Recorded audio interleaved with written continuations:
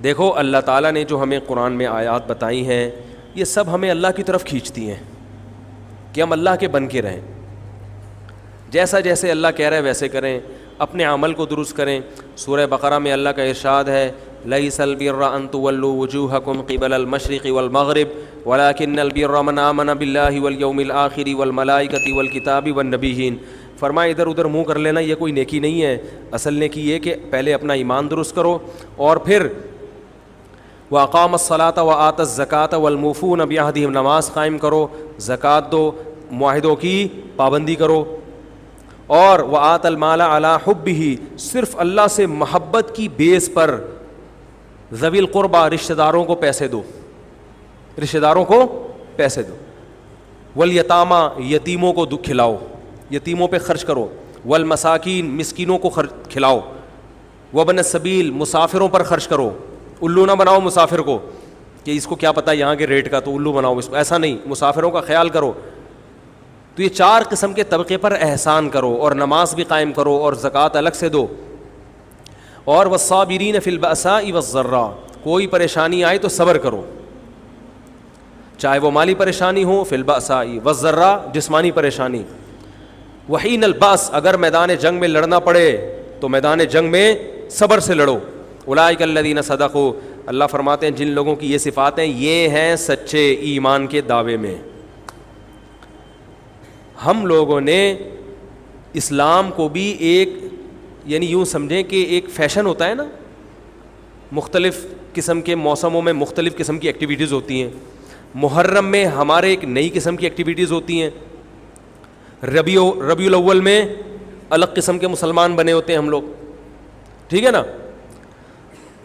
تو یہ 2 مہینے خاص طور پر ایسے ہیں جس میں یہ 2 مہینے کی جتنی ہماری ایکٹیویٹیز ہیں وہ سب ہم اخپل طریقے سے گزارتے ہیں, جس طرح اللہ اس کے رسول نے بتایا اس طرح سے نہیں گزارتے. اسلام میں کسی کی یوم ولادت یا یوم شہادت یا یوم وفات اس کو کوئی اہمیت نہیں دی گئی ہے. اگر دی گئی ہوتی تو سب سے پہلے محمد صلی اللہ علیہ وسلم کا یوم وفات کا دن ایسا تھا کہ اس پہ ہمیں غم منانے کا حکم دیا جاتا, اور یوم ولادت ایسی تھی جس پہ ہمیں خوشی منانے کا حکم دیا جاتا. کہیں بھی نہیں ملتا ہمیں. بعض حضرات یہ کہتے ہیں کہ آپ صلی اللہ علیہ وسلم کو خواب آیا تھا جس میں بتایا گیا کہ آپ کے نواسے حضرت حسین جو جنت کے سرداروں کے, جنت کے نوجوانوں کے سردار ہیں, ان کو آپ کی امت شہید کرے گی. تو آپ بلک بلک کے رونے لگے. اس سے بعض لوگ استدلال کرتے ہیں دیکھو غم حسین میں رونا چاہیے. تو یاد رکھو نبی صلی اللہ علیہ وسلم کو جب اطلاع ملی آپ کو غم ہوا آپ روئے, تو جب بھی کوئی غم کسی کو پہنچتا ہے اس کی آنکھوں سے آنسو نکلنا یہ نیچرل ہے. تو ایسی خبر کو سن کے آپ کو رونا آ جائے تو یہ سنت ہے, اس میں کوئی حرج نہیں ہے. لیکن کیا ہر سال نبی صلی اللہ علیہ وسلم جس دن یہ خواب آیا تھا تو اگلے سال اسی تاریخ میں دوبارہ روئے, پھر اسی تاریخ میں دوبارہ روئے؟ بھائی جب غم کی خبر ملی تو روئے آپ صلی اللہ علیہ وسلم. حضرت جعفر طیار آپ کے چچا زاد بھائی, ان کی شہادت کی آپ کو اطلاع ملی تو بھی آپ کے آنکھوں سے آنسو جاری ہوئے. تو کیا اب حضرت جعفر کے غم میں رونا بھی سنت ہوگا؟ بولو نا بھائی. اگر آپ صلی اللہ علیہ وسلم حضرت عثمان کے دور میں زندہ ہوتے اور اس طرح بے دردی سے حضرت عثمان کو شہید کیا جاتا تو کیا آپ نہ روتے ہیں بھائی؟ تو پھر حضرت عثمان کی یوم شہادت پہ رونا بھی کیا ہے؟ سنت ہونا چاہیے نا. حضرت عثمان کی شہادت کی نبی کو اطلاع ملی تھی, وہ جھوٹی افواہ تھی. صلح حدیبیہ کے موقع پر آپ صلی اللہ علیہ وسلم نے حضرت عثمان کو قاصد بنا کے بھیجا, اطلاع ملی کہ ان کو شہید کر دیا. آپ ایسا درد اور ایسا غضبناک ہوئے کہ آپ نے 1400 صحابہ سے موت پر بیعت کی. تو جب آپ کو سچی مچی کی اطلاع ملتی کہ واقعی ابھی تو افواہ تھی, یقین نہیں تھا, جب آپ صلی اللہ علیہ وسلم کو حقیقت میں اطلاع ملتی کہ آپ شہید ہو گئے تو کیا آپ نہ روتے؟ آپ صلی اللہ علیہ وسلم کو اپنی نواسی آپ کی گود میں تھی, اس کا انتقال ہوا, آپ کی آنکھوں سے آنسو جاری ہوئے. صحابہ نے کہا یا رسول اللہ آپ تو ہمیں صبر کی تلقین کرتے ہیں, آج آپ رو رہے ہیں. تو فرمائیے اللہ کی رحمت ہے. یہ تو اللہ کی رحمت ہے بھائی، اولاد ہے میری. تو کیا جب حضرت وہ جو آپ صلی اللہ علیہ وسلم کی نواسی کا انتقال کی تاریخ آئے گی تو ہم سب روئیں گے بیٹھ کے؟ بولو نا بھائی. تو کہاں کی کہاں لگا دیتے ہیں. دیکھو ہر بدعت کو جائز کرنے کے لیے نا کچھ دلیل ہر ایک کو مل جاتی ہے. تو میں بار بار کہتا ہوں جو شیعہ حضرات ہیں ان کا مسلک ہے، وہ تو صحابہ کو نہیں مانتے، تو ان کا جو مسلک ہے ان کو کرنے دیں، ان کے کام میں ٹانگ نہ اڑائیں، نہ ان سے بحث کریں، نہ ان کے کام میں ٹانگ اڑائیں. بولے بھائی آپ کا مسلک ہے آپ کریں. میں کہتا ہوں جو سنی لوگ ہیں جن کے اصول ہی الگ ہیں ان سے، وہ یہ سب کیوں کر رہے ہیں؟ بھائی یا تو ادھر ہو جاؤ، شیعہ بن جاؤ. کس نے روکا ہے؟ کوئی گورنمنٹ کی طرف سے پابندی تھوڑی ہے، کوئی پابندی نہیں ہے. آپ شیعہ بن جائے، کوئی نہیں روکے گا آپ کو. کوئی شیعہ سنی بننا چاہے اسے کوئی نہیں روکتا، کوئی سنی شیعہ بننا چاہے اسے کوئی نہیں روکتا. لیکن جب آپ سنی ہیں تو پھر آپ کو ان اصولوں پہ چلنا پڑے گا جو اہل سنت والجماعت علماء نے بتائے ہیں. اہل سنت والجماعت کے ہاں رونا عبادت نہیں ہے. ہاں آپ نے کسی دن کربلا کا واقعہ سنا، چاہے محرم میں سنا، ربیع الاول میں سنا، حضرت حسین رضی اللہ تعالیٰ عنہ کی ایک جو دردناک شہادت کا واقعہ آپ نے سنا، آپ کو رونا آ گیا، تو یہ عین ایمان کی علامت. میرے بیان اب ویڈیو ریکارڈ ہوتے ہیں، پہلے ریکارڈ نہیں ہوتے تھے، آڈیو چلتے تھے. تو میں نے 2 دفعہ زندگی میں پہلی دفعہ جب یہ واقعہ بیان سنا، بیان کے دوران میں بھی رو رہا تھا اور سننے والے بھی رو رہے تھے. نیچرلی آ گیا رونا. پھر دوبارہ میں نے یہ واقعہ بیان کیا، مجھے بھی رونا آ گیا اور سننے والوں کو بھی آ گیا. یہ نیچرل جو آ گیا. لیکن اگر میں اس لیے بیٹھوں کہ میں روؤں، آج میں پروگرام ہے باقاعدہ، بولو بھائی، رونے کا، اور آپ کو بھی رلاؤں گا. اور وہ محرم کا واقعہ میں اگر ربیع الاول میں بیان کروں گا تو رونا آ گیا مجھے. تو جو خود سے کسی کا واقعہ سن کے رونا آ جائے اس پہ پابندی نہیں ہے، بلکہ اہل بیت سے محبت کی علامت ہے. لیکن یہ واقعہ جب ہم نے بیان کیا حضرت حسین کا تو مجھے رونا آیا. بالکل اسی طرح رونا جب حضرت عثمان کا واقعہ بیان کیا تو بھی آیا. ظلم تو ان پر بھی ہوا تھا، کوئی کم تھوڑی ہوا تھا.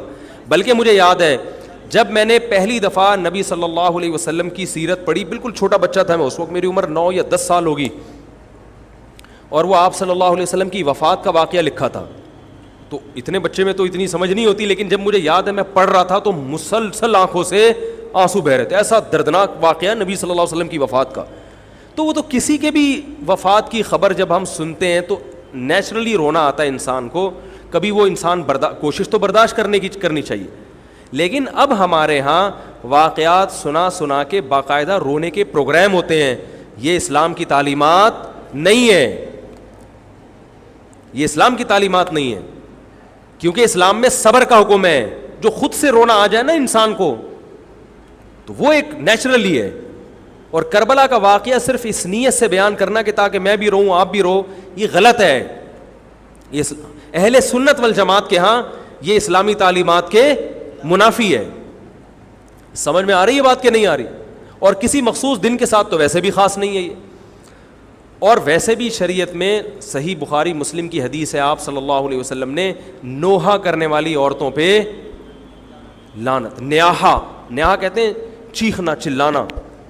آپ کو پتہ ہے زمانے جاہلیت میں جب کسی کی میت ہوتی تھی تو باقاعدہ پیسے دے کے عورتوں کو رلوایا جاتا تھا، پیسے دے کے.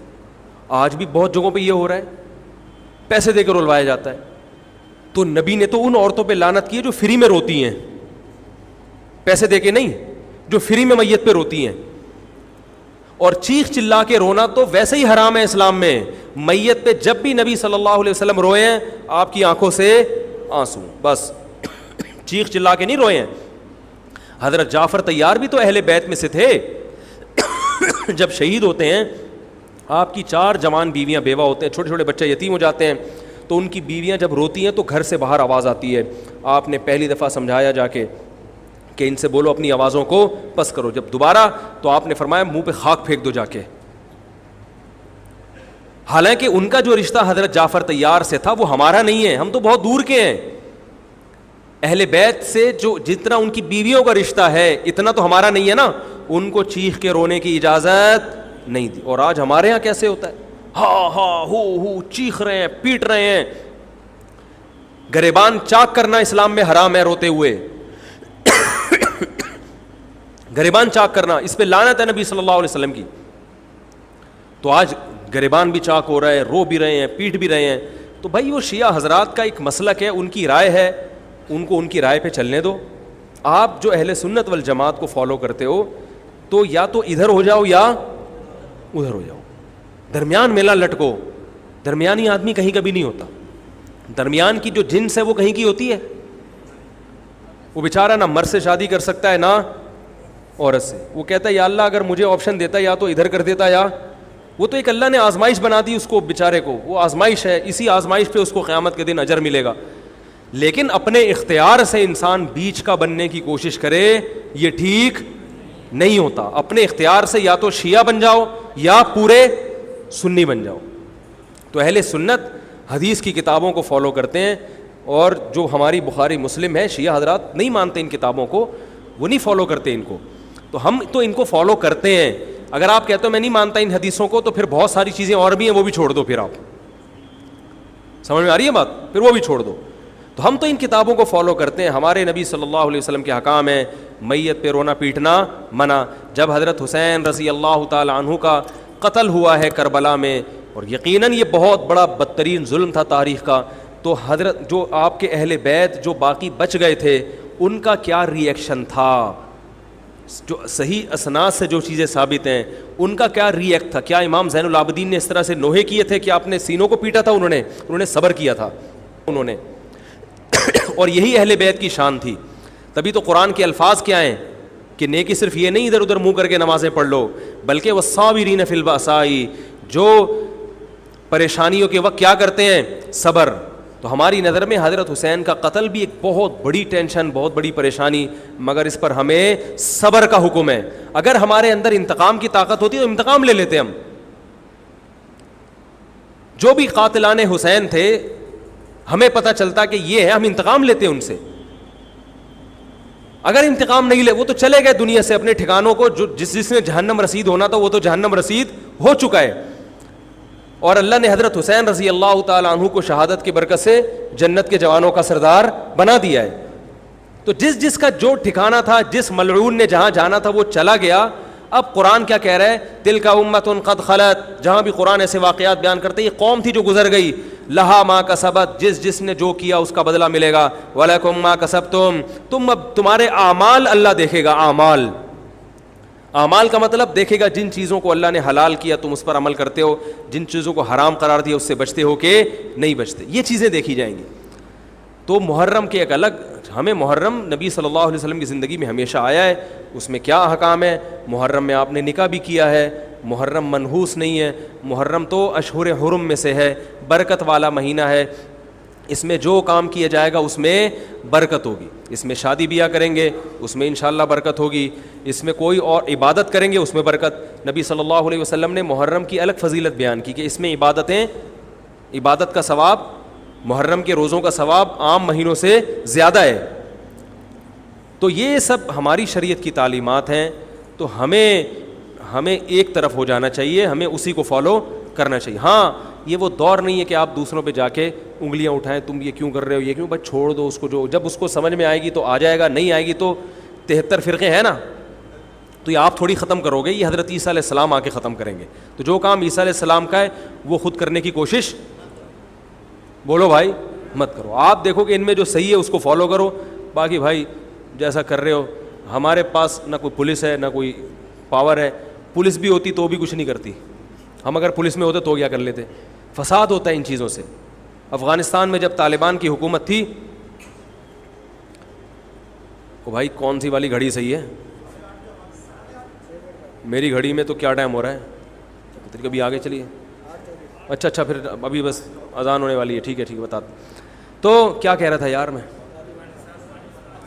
وہاں افغان طالبان کی جب حکومت تھی 5 سال, تو انہوں نے بھی شیعہ کے امام بارگاہ کو ختم نہیں کیا تھا.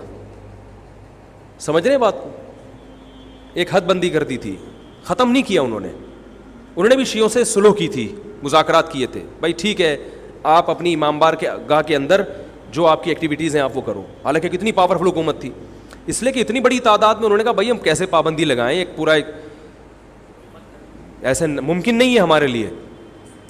تو گورنمنٹ کے لیے بہت سی چیزیں ممکن نہیں ہوتی, پابندیاں نہیں لگا سکتی گورنمنٹ. تو جو طالبان نہیں ختم کر سکے، حالانکہ طالبان سنی مسلک کے تھے اور وہ شیعہ بالکل ایک. میں نے وہاں امام بارگاہ میں اذانیں بھی سنی ہیں، ریڈیو پہ اذان آتی تھی امام بارگاہ سے، میں نے خود سنی ہے کہ بھائی میں نے یہ کہاں سے آ رہی ہوں، افغانستان سے میں اس وقت اذان ہوں. افغانستان کا چینل اس وقت آتا تھا طالبان کا اردو میں چینل، تو اس میں اذان آ رہی ہوتی تھی شیعہ حضرات کی. تو فرقواریت کا یہ طریقہ ختم کرنے کا نہیں ہے کہ آپ جا کے ان کو چھیڑیں تنگ کریں. بھائی یہ بہت عرصے سے چلے آ رہے ہیں، چلتے رہیں گے. جو صحیح ہوگا اس کو حضرت عیسیٰ علیہ السلام نافذ کر دیں گے، جو غلط کو ڈیلیٹ کر دیں گے خود ہی. اگر ہم غلط ہوئے تو حضرت عیسیٰ علیہ السلام سب سے پہلے ہماری گردنیں اڑا کے ہمیں ڈیلیٹ کر دیں گے، ٹھیک ہے نا. اگر وہ غلط ہوئے تو ان کو ختم کر دیں گے. تو یہ ان کا کام ہے، آج کسی کے بس میں یہ نہیں ہے. تو میں یہ اس لیے کہہ رہا ہوں کہ لڑو مت، گالی گلوچ مت کرو، فیس بک پہ ایک دوسرے کے خلاف نیگیٹو کمنٹس مت کرو، کیونکہ ہم اختلافات کے متحمل نہیں ہیں. ہمیں بہرحال قومی سطح پہ ایک ہی بن کے رہنا ہے. پاکستان کے مقابلے میں جو ہمارے دشمن ہیں ان کے مقابلے میں ہمیں ایک بن کے رہنا. جہاں تک مذہب کا تعلق ہے، بھائی آپ کا مسلک اجازت دیتا ہے آپ کریں، ہمارا مسلک ہمیں اس کی اجازت، ہمارا مسلک ہمیں ماتم دیکھنے کی بھی اجازت نہیں دیتا. سمجھ میں آ رہی ہے بات؟ ہمیں دیکھنے کی بھی اجازت نہیں، ہم دیکھیں گے بھی نہیں. آپ کا مسلک ہے آپ کریں. تو لڑنا بھڑنا نہیں ہے. میں صرف یہ کہہ رہا ہوں کہ ایک طرف ہو جاؤ، یا ادھر یا بولو بھائی ادھر ہو جاؤ. تو ہم یہ چیزوں کو غلط سمجھتے ہیں، نہ ماتم کو جائز سمجھتے ہیں، نہ رونے پیٹنے کو جائز سمجھتے ہیں. جس طرح سے رویا جا رہا ہے، کسی کو واقعہ کربلا سن کے رونا آ جائے، یہ ایمان کی علامت ہے اہل بیت. لیکن یہ کوئی سنت عمل نہیں ہے کہ باقاعدہ اس کو رلانے کے لیے آرڈر پہ بٹھایا جائے کہ چلو کربلا کا واقعہ سن کے رونا سنت ہے تو آپ بیٹھو تو رو. ایسا نہیں ہے، کچھ ایسی شریعت میں نہیں ہے. اللہ تعالیٰ سے دعا ہے کہ اللہ تعالیٰ ہمیں اہل سنت والجماعت میں اگر ہم ہیں تو حقیقی معنوں میں اس میں داخل کر لے، اور پھر اسی کو فالو کرنے کی توفیق عطا فرمائے، اور ملک کو بدامنی سے محفوظ فرمائے. سبحانک اللہم و بحمدک، نشہد ان لا الہ الا انت، نستغفرک و نتوب الیک.